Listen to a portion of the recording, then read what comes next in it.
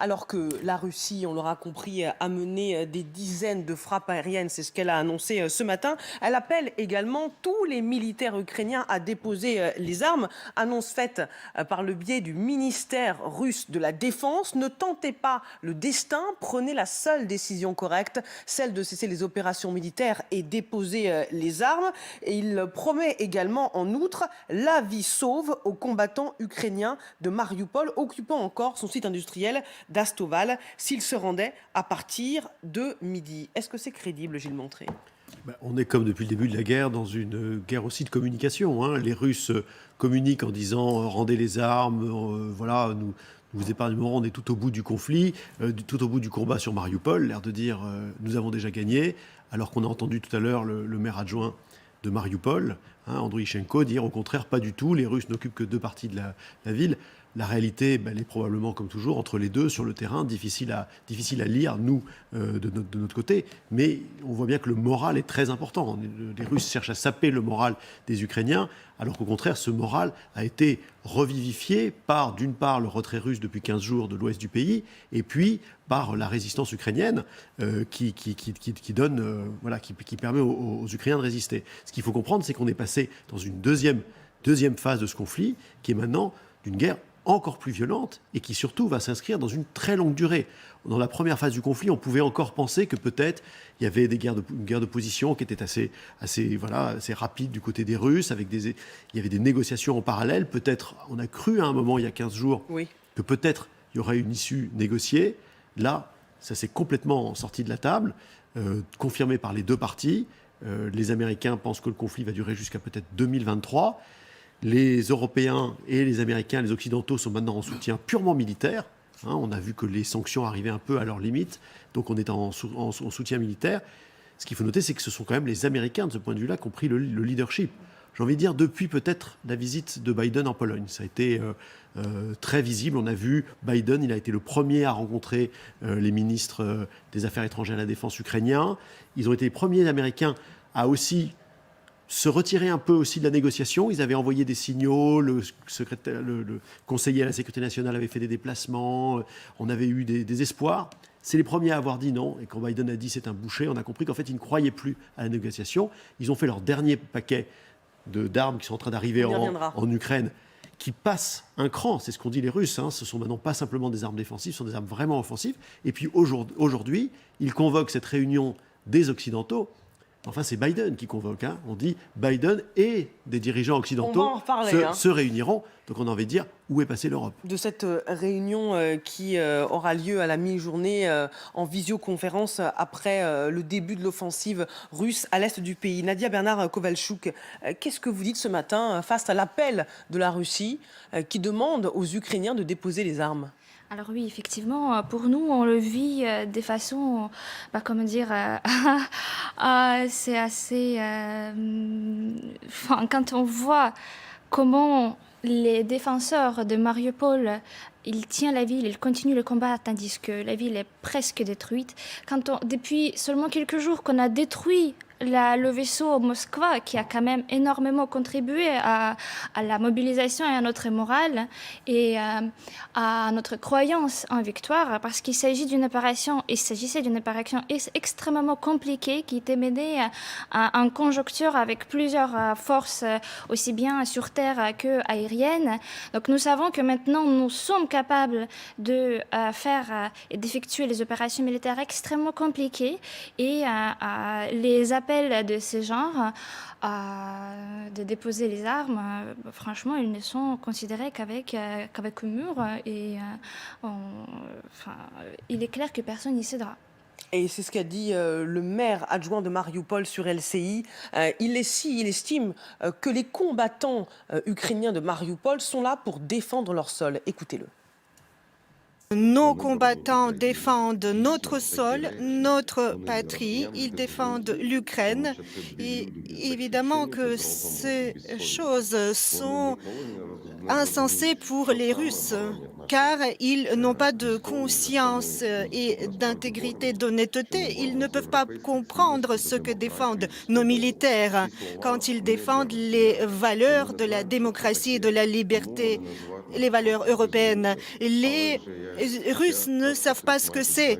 Ils ne comprennent pas ces mots. C'est pour ça qu'ils disent que notre résistance est insensée. Les Ukrainiens sont-ils en mesure de riposter, général? Ça dépend de ce que vous appelez riposter. Ils sont en mesure de se défendre, mais par exemple, ils n'ont pas suffisamment de chars pour mener des contre-attaques coordonnées contre les colonnes russes. Ils ne peuvent, ils n'en ont pas encore assez. Même si les Américains et les Anglais leur en ont envoyé, et j'espère que c'est par la Roumanie, parce que à ce moment-là, c'est beaucoup plus court, parce que si c'est par la Pologne, c'est 1000 km au point de vue logistique, alors que les Russes ont simplement, eux, 100 km au point de vue logistique. Mais même 100 km, ils ont déjà des difficultés. Donc, pour l'instant, il faudrait que les Ukrainiens aient plus de chars pour mener des contre-attaques coordonnées. Selon un haut responsable américain du département de la Défense, la Russie, ça c'est du côté russe, a augmenté de 11 bataillons en une semaine sa présence militaire dans l'Est et dans le sud du pays, portant à 76 le nombre de bataillons au total. Est-ce que c'est suffisant?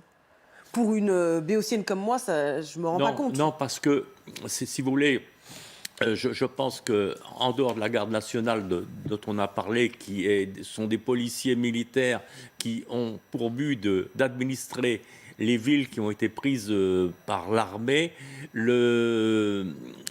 ils disposent à peu près de 70 000 hommes, dont certains sont fatigués, et parmi ces 70 000 hommes, il y a à peu près 10 000 Spetsnaz et parachutistes, qui eux sont des forces d'actives très déterminées et très efficaces. Le reste, c'est à base de conscrits qui sont déjà fatigués. Et quand on mène une offensive contre des gens retranchés, il faut qu'on ait une supériorité de 3 à 5 en numérique, ce qui n'est pas le cas actuellement de l'armée russe dans le Donbass. Oui, on est plutôt dans un ratio de 2 contre 1 en fait aujourd'hui pour les Russes, et c'est vrai que oui, ils sont à environ 2 contre 1. C'est largement insuffisant. D'où ce déluge de feu que l'on voit depuis quelques heures, parce qu'il y a un usage massif de l'artillerie pour essayer justement de casser la résistance ukrainienne. Et ce qui est intéressant, c'est que ces bombardements n'ont pas lieu uniquement sur le Donbass. Ce qu'on voit, ce sont bien toutes les parties de l'Ukraine qui sont visées, et notamment l'ouest de l'Ukraine, parce que c'est par là qu'arrivent les renforts, qu'arrivent les armes. On voit aussi des bombardements sur des lignes de chemin de fer. Tout ça, et le but de tout ça est de désorganiser, de couper les lignes logistiques qui viennent approvisionner l'armée russe qui se bat dans le Donbass. Parmi les localités, les villes tombées aux mains des Russes, Nivi nous le disait, la ville de Kremina qui comptait environ 18 000 habitants avant la guerre et qui se trouve à une cinquantaine de kilomètres au nord-est de Kramatorsk, qui est la capitale du bassin houlier du Donbass. Et à Kramatorsk, on va retrouver notre envoyé spécial Michel Scott avec Frédéric Petit et Noélie Claire. Toute l'activité militaire, en fait, s'est intensifiée déjà depuis 2-3 jours. Mais là, l'offensive générale russe est officiellement lancée.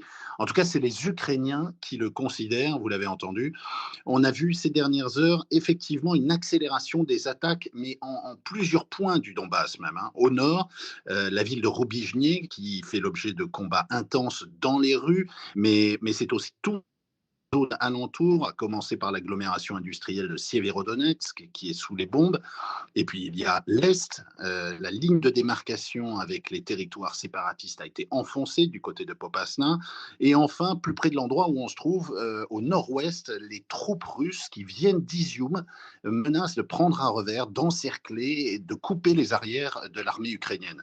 Alors, il faut se rendre compte qu'on parle d'un territoire relativement petit, une poche d'un rayon de 50 km maximum, dont le centre politique et militaire est effectivement ici la ville de Kramatorsk. Cette dernière est évidemment un objectif essentiel pour les Russes, et la crainte des habitants qui sont pris au piège avant même de voir les chars arriver, c'est que les attaques aériennes se multiplient au point de rendre mortelle toute tentative de fuite. La Russie, hein, qui annonce avoir frappé avoir mené des dizaines de frappes aériennes et de missiles dans l'est du pays, des centaines de cibles visées par l'artillerie de l'armée russe qui demande à tous les combattants ukrainiens de déposer les armes. Je voudrais qu'on s'arrête, qu'on parle du visage de celui qui est le chef de cette offensive russe. Il s'appelle Alexandre Dvornikov. C'est un homme qui a fait preuve par le passé de sa grande brutalité. Il a dirigé des opérations en Russie. Pourquoi Vladimir Poutine l'a-t-il choisi? Et en Syrie, les Américains... En Syrie, je veux dire, pas la Russie, je veux dire en Syrie. Les Américains l'ont même appelé le boucher, de Syrie.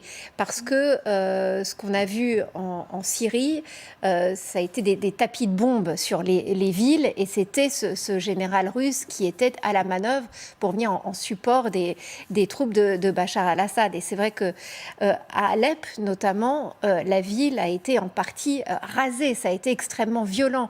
Et c'est vrai que la semaine dernière, Vladimir Poutine lui a confié les clés du commandement de cette offensive en Ukraine, lui a donné pour mission de coordonner l'offensive. Et c'est vrai que vu ses états de service, vu ce qu'il a fait en Syrie, on s'attend à des bombardements en effet extrêmement violents sur l'Ukraine dans les prochains jours. Ça va être manifestement la stratégie russe pour tenter d'avancer, sachant qu'il manque certainement de troupes au sol, que le moral des troupes russes n'est pas au beau fixe. Ils ont besoin de casser complètement l'armée ukrainienne avec donc cette stratégie du carpet bombing, comme on l'appelle, des tapis de bombes qui pourraient s'abattre sur cette région du Donbass, à l'image de ce qui se passe à Mariupol depuis presque 2 mois. On voit bien, la ville est à 90%